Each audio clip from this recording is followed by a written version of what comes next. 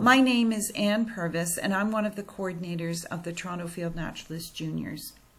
This slideshow includes pictures of adventures that various members of the Toronto Field Naturalist Juniors have been on this past week. Karina and Sebastian submitted this picture of a metallic green Hymenoptera. There are metallic green wasps called cuckoo wasps, which lay their eggs in the nests of other bees and wasps. There are also metallic green bees, like Agapostemon, called sweat bees. The third possibility for a metallic green Hymenoptera would be Osmia. These are leaf-cutting bees and have long tongues. As a result, they like flowers with long tubes. We can see in this photo that the flowers have long tubes, so my guess is that this is Osmia. Karina and Sebastian are now raising 4 caterpillars, and this one just keeps getting bigger and fatter. You can see one of its shed exoskeletons down below. It is like a suit of clothes left lying on the bedroom floor. Karina and Sebastian and Ephraim have also been raising black swallowtails.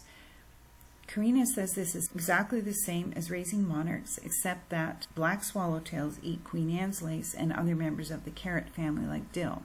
The timing is less predictable, but there are no special tricks. So Karina and Sebastian have been raising caterpillars all summer. Suddenly, out of a beautiful swallowtail chrysalis, this inch-long, brightly colored wasp emerged.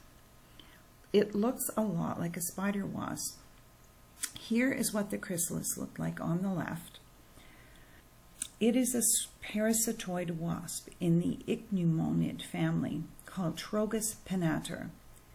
These wasps particularly target swallowtail caterpillars, except for pipevine swallowtails. These have a poison in them which the wasps can detect.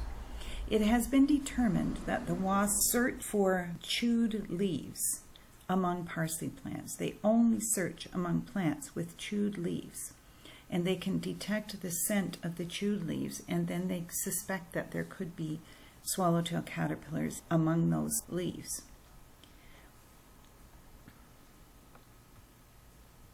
Here is a movie of a parasitoid wasp that has found a caterpillar. It will stick its ovipositor in the caterpillar and lay a single egg. This will gradually grow, keeping the caterpillar alive so that it always has fresh meat. This is the meaning of parasitoid. Eventually, the caterpillar gets very large and kills the host, but not till it is finished feeding and developing itself.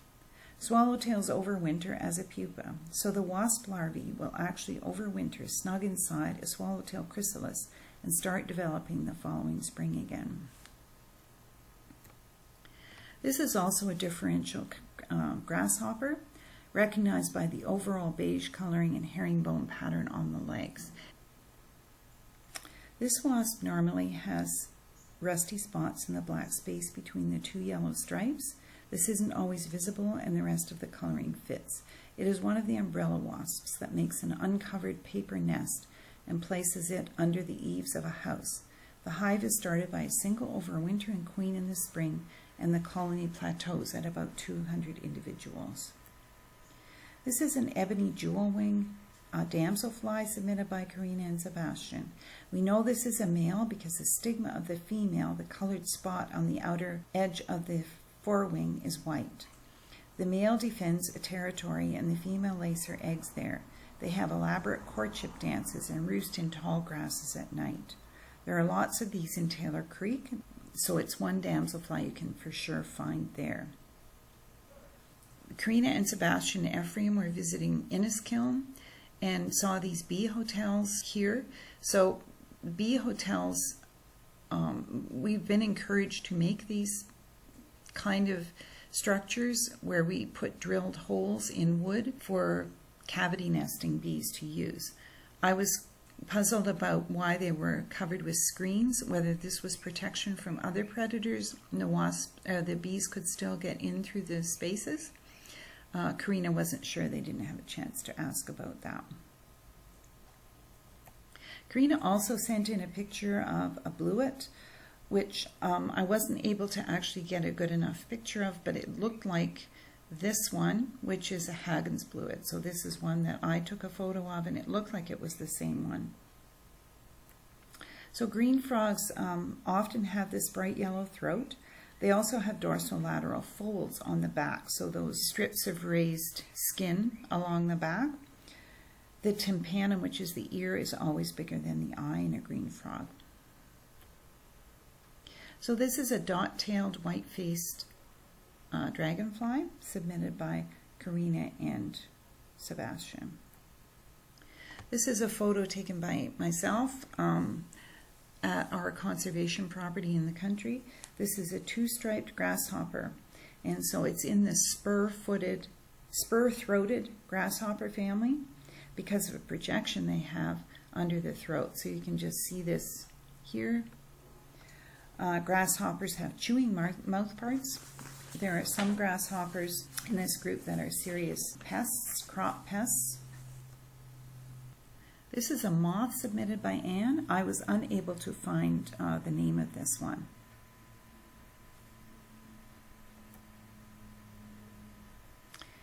These are two spotted asparagus beetles.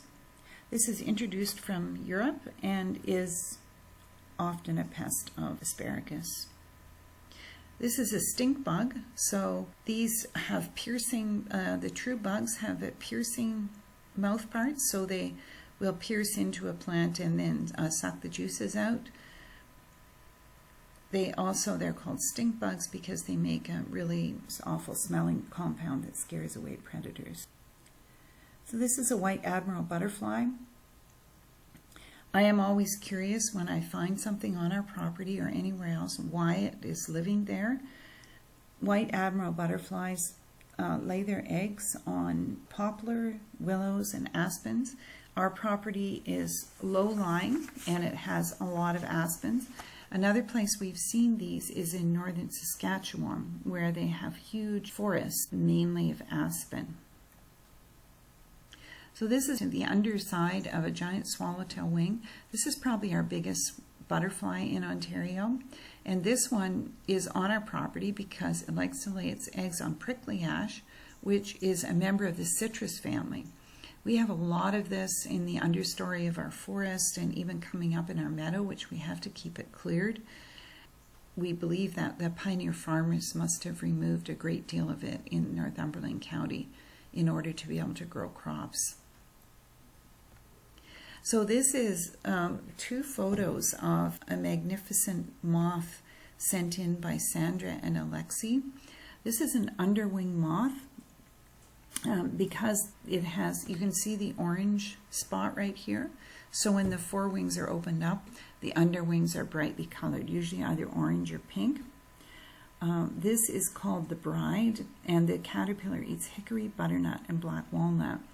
It's very nice to know what moths eat, or moths and butterflies, because some of the species that they depend on are not doing well in Ontario. So butternut is an example of this. It can give us a sensitivity to keeping an eye on whether those species are still managing. This is a woody underwing. The book describes it as smooth violet gray with a chestnut streak along the inner margin. The underwing is golden yellow with black bands. This caterpillar eats apple, cherry, hawthorn, and plum, so it's probably going to manage just fine in Ontario. Our final photos today are from Marina and Sonia. They have also been raising monarch caterpillars, and the caterpillar on the left is just beginning to pupate and getting itself into the J position, and the photo on the right is the beautiful gold and emerald green chrysalis.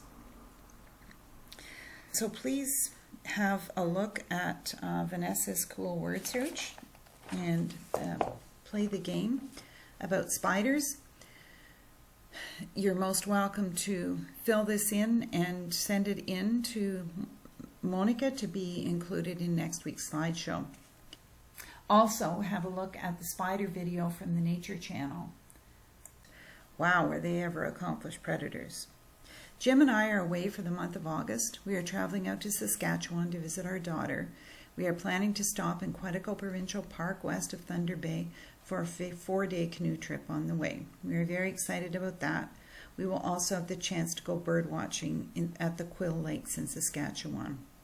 It is an international bird area, great spot for shorebirds. So the birds that spend the summer on the Hudson Bay lowlands are starting to move back south to their overwintering grounds, and they stop at the Quill Lakes to fatten up. Monica and Vanessa will be managing this blog. They will continue to do a weekly post and slideshow, so be sure to keep sending in your amazing submissions to Monica. She will send out an email as I do on Monday, and you can just respond to that and send your photos to her. I will keep reading, and maybe I'll get a chance to send in some cool pictures from our trip.